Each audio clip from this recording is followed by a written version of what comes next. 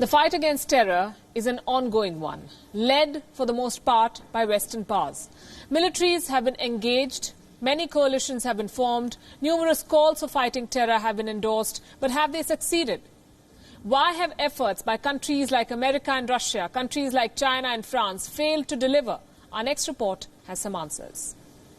Every nation in every region now has a decision to make.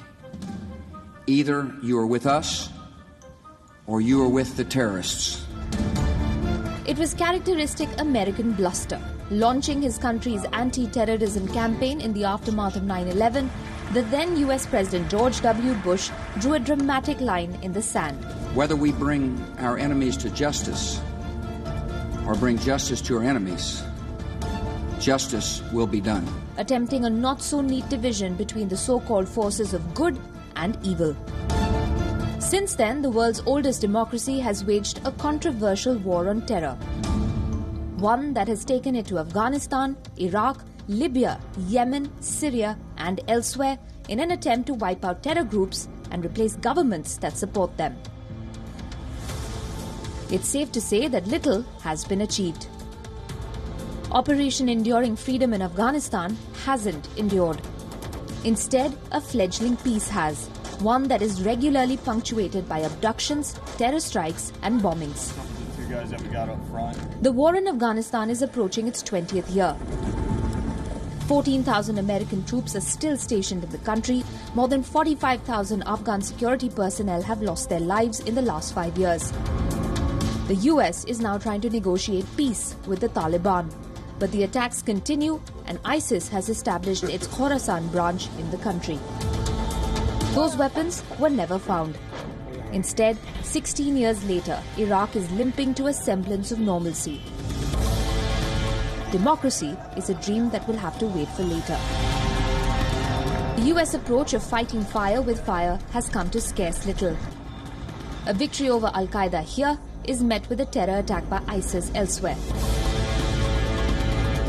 China and Russia's approach to fighting terror hasn't worked either. For Moscow, the sale and advancement of its arms and weapon systems have dictated its onslaught on terror.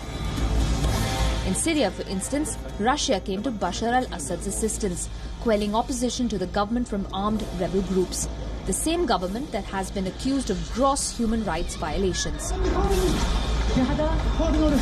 The Chinese have proved more transactional in tackling terror. Beijing places Beijing first. Ask India. It took 10 years of back and forth to get China to agree to a UN prescription for Pakistan-based Jaish-e-Mohammed chief Masood Azhar. In fact, there is little that China can demonstrate vis-à-vis overt action against global terrorism, barring joining calls for fighting it in spirit. Meanwhile, other Western countries are cobbling together coalitions to fight the scourge, but the attempts seem disjointed and too narrow in their focus. The Christchurch call is a roadmap for action, and it is pleasing to see the statement from 5 major tech companies committing all of them to a set of individual actions and collaborative actions as well. This 9-point commitment will lead, I hope, and which is a first, to further change that, if successful, will help to eradicate terrorism from their platforms. As noble as the Christchurch call is, it isn't enough. Terrorism is a many-headed monster. Thrives on insecurities, it spreads vile ideologies.